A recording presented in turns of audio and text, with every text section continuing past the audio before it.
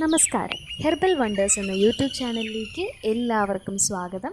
ഇന്ന് നമ്മൾ തൊട്ടാവാടി ചെടിയെപ്പറ്റി വിശദമായി നോക്കാം. തൊട്ടാവാടി ചെടിയുടെ ഔഷധ ഗുണങ്ങളും വളരെ വിശദമായി തന്നെ പ്രതിപാദിക്കാം. തൊട്ടാവാടി ചെടി സയൻറ്റിഫിക്കലി മൈമോസ പ്യൂഡിക്ക എന്നാണ് അറിയപ്പെടുന്നത്. ഇംഗ്ലീഷിൽ ഇത് ടച്ച് മീ നോട്ട് പ്ലാന്റ് എന്നാണ് പറയപ്പെടുന്നത്. സംസ്കൃതത്തിൽ ഇതിന് ധാരാളം പേരുകളുണ്ട്. നാണിച്ച് തല താഴ്ത്തുന്ന ചെടിയായതുകൊണ്ട് അങ്ങനെ തൊടുമ്പോൾ ഇലകൾ കൂമ്പിപ്പോകുന്നതുകൊണ്ട് ലജ്ജാലു എന്ന് പറയുന്നു. തണ്ടുകൾക്കും വേരിനും ഏകദേശം ഒരു കോപ്പറി റെഡ് കളർ ഉള്ളതുകൊണ്ട് തന്നെ രക്തപാത, രക്തമൂല, താമ്രമൂല എന്നിങ്ങനെ പറയുന്നു. നമ്മളെ പതിമുഖം ചെടിയുടെയൊക്കെ ഇലയുടെ ഷേപ്പ് ആയതുകൊണ്ട് അതിൻ്റെ ഒരു മൈനർ ഫോം ആയതുകൊണ്ട് തന്നെ ഖദിരപത്രിക എന്നും ഇതിനെ അറിയപ്പെടുന്നുണ്ട്. നമ്മൾ തൊടുമ്പോൾ നമ്മളെ നമസ്കരിക്കുന്നത് പോലെ, കൈകൾ കൂപ്പുന്നത് പോലെ ചെയ്യുന്നത് കൊണ്ട് നമസ്കാരി എന്ന് പറയുന്നുണ്ട്. ഇലകൾ സങ്കോചിക്കുകയാണല്ലോ, അതുകൊണ്ട് സങ്കോചനി എന്ന് പേരുണ്ട്. പിന്നെ പ്രസാരണി എന്ന് പേരുണ്ട്. ഒരു പ്രത്യേക ഗന്ധം തൊട്ടാവാടിക്കുണ്ട്, അതുകൊണ്ട് ഗന്ധകാരി എന്നും നാമധേയമുണ്ട്. ചരക സംഹിതയിൽ ഇതിനെ സന്ധാനീയ ഗണത്തിലാണ് ഉൾപ്പെടുത്തിയിരിക്കുന്നത്. എന്ന് വെച്ചാൽ ഒടിവ്, ഇടിവ്, ചതവ്, പിന്നെ മുറിവുണക്കുക എന്നിവയാണ് സന്ധാനീയ ഗണത്തിൻ്റെ പ്രത്യേകത. പിന്നെ പുരീഷ സംഗ്രഹണീയ ഗണത്തിലും ചേർത്തിരിക്കുന്നു. അതായത് മല ഗുരുത്വം കൂട്ടുവാൻ, അതായത് വയറിളക്കമുള്ളവർക്ക് തൊട്ടാവാടി കൊടുത്തു കഴിഞ്ഞാൽ, തൊട്ടാവാടി നീര് കൊടുത്തു കഴിഞ്ഞാൽ പെട്ടെന്ന് തന്നെ വയറിളക്കം നിൽക്കുന്നതാണ്. അഷ്ടാംഗ ഹൃദയത്തിൽ പ്രിയങ്കുവാദി ഗണത്തിലാണ് ഉൾപ്പെടുത്തിയിരിക്കുന്നത്. അതുപോലെ തന്നെ സുശ്രുത സംഹിതയിലും പ്രിയങ്കുവാദി ഗണത്തിൽ, അമ്പഷ്ടാദി ഗണത്തിലും ഉൾപ്പെടുത്തിയിട്ടുണ്ട്. തൊട്ടാവാടിയുടെ ജന്മദേശം ബ്രസീലായി പറയപ്പെടുന്നു. ഫലത്തിൽ തൊട്ടാവാടി ശീതവീര്യമാണ്, അതായത് തണുപ്പ് പ്രദാനം ചെയ്യുകയാണ്. കഫപിത്തകരമാണ്.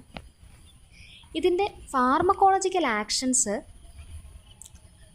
രക്തത്തിലെ പഞ്ചസാര കുറയ്ക്കുന്നു, അതുപോലെ ആൻറ്റി ഫംഗലാണ്, ആൻറ്റി വൈറലാണ്, ഡയൂററ്റിക്കാണ്, അതായത് മൂത്രളമാണ്, യോനി രോഗങ്ങൾക്ക് വളരെ നല്ലതാണ്, അതിസാരം മുൻപേ നമ്മൾ പറഞ്ഞല്ലോ ഡയറിയയ്ക്കൊക്കെ, അതിനൊക്കെ നല്ലതാണ്, രക്തപിത്തം, നീരുകൾ, ശോഭം, മുറിവുകൾ, ഫിസ്റ്റുല, പൈൽസ് ഇതിലൊക്കെ വളരെ വിശേഷമാണ്.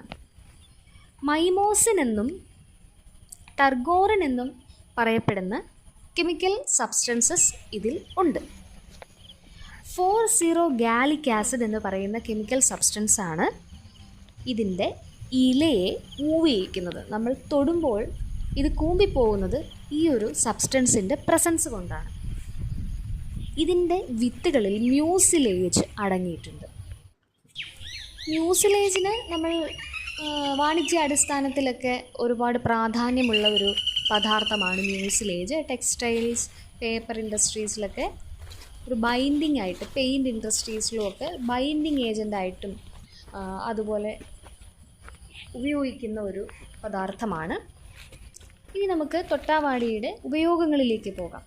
തൊട്ടാവാടി കഷായം വെച്ച് 40 മുതൽ 50 മില്ലി വരെ ഉപയോഗിക്കുകയാണെങ്കിൽ, ആഹാരത്തിന് മുന്നേ ഉപയോഗിക്കണം. കിഡ്നി സ്റ്റോണിനും പതിവായി വരുന്ന യൂറിനറി ഇൻഫെക്ഷനും വളരെ നല്ലതാണ്. കുഞ്ഞുങ്ങൾക്കുള്ള ബ്രോങ്കിയൽ ആസ്മ വളരെ വളരെ ബുദ്ധിമുട്ടുള്ള ഒരു കണ്ടീഷനാണത്. അത്തരം കണ്ടീഷനുള്ള കുട്ടികൾക്ക് ഇതേപോലെ തന്നെ കഷായം വെച്ച് 40 മുതൽ 50 ml കഷായം രാവിലെയും വൈകുന്നേരവും കൊടുത്താൽ പെട്ടെന്ന് തന്നെ കുഞ്ഞുങ്ങൾക്ക് ആശ്വാസം ഉണ്ടാവുന്നതാണ്.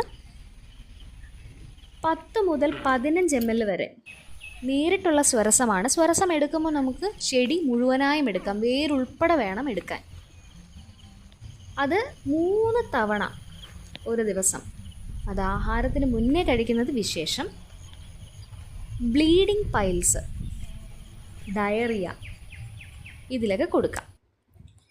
ഇനി സമൂലം പേസ്റ്റാക്കിയത് ഫ്രഷ് വൂണ്ടിൽ, അതായത് പുതിയ മുറിവിൽ നമ്മൾ പൊത്തിയിടുകയാണെന്നുണ്ടെങ്കിൽ ഈ മുറിവ് കൂടാൻ വളരെ നല്ലതാണ്. പിന്നെ ചൊറിച്ചിലും അസഹനീയമായ പുകച്ചിലും വെള്ളവും ഒക്കെ വരുന്ന തരത്തിലുള്ള സ്കിൻ ഡിസീസസുകളിൽ തൊട്ടാവാടി സമൂലം അരച്ച് പേസ്റ്റാക്കി ഇടൂ. നല്ല വ്യത്യാസമുണ്ടാവും. ഇത് ഏനൽ അല്ലെങ്കിൽ വജൈനൽ പ്രൊലാപ്സ്, അതിലും പേസ്റ്റ് രൂപത്തിൽ അരച്ചിടുന്നത് വളരെ നല്ലതാണ്. ഇതിൻ്റെ ഇലകൾ ഉണക്കിപ്പൊടിച്ചത്, സമൂലം ഉണക്കിപ്പൊടിച്ചതിൻ്റെ പൊടി 4 മുതൽ 6 ഗ്രാം വരെ പതിവായി കഴിക്കുകയാണെങ്കിൽ പുരുഷന്മാരുടെ സ്പേം കൗണ്ട് കൂട്ടുവാൻ നല്ലതാണ്.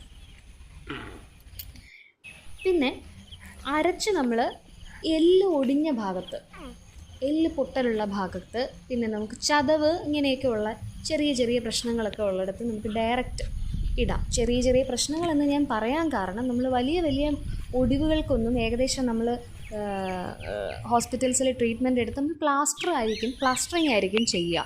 അപ്പോൾ ഇതിടാനുള്ള സമയമോ സാഹചര്യമോ ഒന്നും ആ സമയത്ത് കിട്ടില്ല. ചെറിയ ചെറിയ ഒടിവുകളാണെന്നുണ്ടെങ്കിൽ നമുക്ക് മാനേജ് ചെയ്യാൻ പറ്റും. അപ്പോൾ അങ്ങനെയുള്ള അവസരങ്ങളിൽ തൊട്ടാവാടി വളരെ കൂടുതൽ ക്വാണ്ടിറ്റി വേണം. നല്ല രീതിയിൽ അരച്ച് പേസ്റ്റാക്കി ഇട്ട് കൊടുത്താൽ അസ്ഥി കൂടാൻ വളരെ നല്ലതാണ്. അപ്പോൾ അത് വിദഗ്ധമായ ഒരാളെ കൊണ്ട് പരിശോധിപ്പിച്ച് കൃത്യമായ രീതിയിൽ എല്ലുകൾ പിടിച്ചിട്ടതിന് ശേഷം വേണം ഇതൊക്കെ ചെയ്യുവാനെന്ന് മാത്രം. പിന്നെ വാതം മൂലമുണ്ടാകുന്ന കടച്ചിൽ, ദേഹത്ത് എവിടെയുള്ള വേദനയാണെന്നുണ്ടെങ്കിലും ഇതിൻ്റെ പേസ്റ്റ് അവിടെ ഇട്ട് കൊടുത്താൽ മതി. ഇനി ഇതിൻ്റെ ഇല മുറിച്ചിട്ട് വെന്ത വെള്ളം, അതിൻ്റെ ആവി ഹിപ്പ് റീജിയണിൽ, ഇടുപ്പെല്ലിൻ്റെ വേദന, ആ ഭാഗത്തും വേദനയ്ക്ക് ഇതിൻ്റെ ആവി കൊള്ളുന്നത് വളരെ നല്ലതാണ്. അതുപോലെ കിഡ്നിയുടെ ഭാഗത്ത്, നമ്മുടെ ശരീരത്തിൽ കിഡ്നി ഉള്ളതായിട്ടുള്ള ഭാഗം, നമ്മുടെ പൊക്കിള് നടുക്കാണല്ലോ, പൊക്കിളിൻ്റെ 2 സൈഡിലും നമ്മളുടെ കർവിങ് ആയിട്ടുള്ള വയറ് നമുക്ക് മുന്നിൽ നിന്ന് കാണുമ്പോൾ തീരുന്ന ഭാഗമുണ്ടല്ലോ, ലെഫ്റ്റിലും റൈറ്റിലും ഫ്രണ്ടിലും ബാക്കിലുമായിട്ട് ആവി കൊള്ളിച്ചു കഴിഞ്ഞാൽ കിഡ്നി റീജിയണിലുള്ള പ്രശ്നങ്ങൾക്കും പെയിനിനും, കിഡ്നി സ്റ്റോൺ വന്നുള്ള പെയിനിനുമൊക്കെ വളരെ നല്ലതാണ്. ഇനി ഇത് നല്ലപോലെ ചതച്ച് എണ്ണയിൽ ഈ തൊട്ടാവാടി കൽക്കമായിട്ട് എണ്ണ കാച്ചി അതരിച്ച് തേക്കുകയാണെന്നുണ്ടെങ്കിൽ, ഡെയിലി തേക്കുകയാണെന്നുണ്ടെങ്കിൽ കുഷ്ഠം, ചൊറിച്ചിൽ, സോറിയാസിസ് ഇത്യാദി സ്കിൻ സംബന്ധമായിട്ടുള്ള പ്രശ്നങ്ങൾക്കെല്ലാം പരിഹാരമാണ്. തൊട്ടാവാടിയെക്കുറിച്ചുള്ള ഈ അറിവുകൾ നിങ്ങൾക്ക് ഇഷ്ടമായി എന്ന് ഞാൻ വിശ്വസിക്കുന്നു.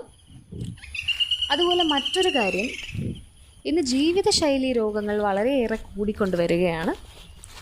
അതിൽ ഏറ്റവും മുൻപിൽ നിൽക്കുന്നത് ഡയബറ്റിസാണ്.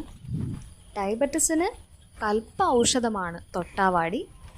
തൊട്ടാവാടി ഏകദേശം ഒരു 30 മുതൽ 40 ml വരെ 2 നേരം ആഹാരത്തിന് മുൻപേ സമൂലം എടുത്തതിൻ്റെ നീരാണ് വേണ്ടത്. സമൂലം പറിച്ച് ചെറിയ ചെറിയ പീസസ് ആക്കി മിക്സിയിൽ അരച്ചെടുക്കുക. എന്നിട്ടത് അരിച്ച് കൊടുക്കുന്നത്, വേണമെങ്കിൽ നമുക്ക് അല്പം മഞ്ഞൾപ്പൊടി കൂടി ഇട്ട് കൊടുക്കുന്നത് വളരെ നല്ലതാണ്. തൊട്ടാവാടി മാത്രമാണെങ്കിലും മതിയാകും. മഞ്ഞൾപ്പൊടി ഉപയോഗിക്കുമ്പോൾ വീട്ടിൽ തന്നെ ഉണങ്ങി പൊടിച്ച മഞ്ഞൾ വേണം ഉപയോഗിക്കാൻ. കടകളിൽ നിന്ന് വാങ്ങുന്നത് ഉപയോഗിക്കാൻ പാടില്ല.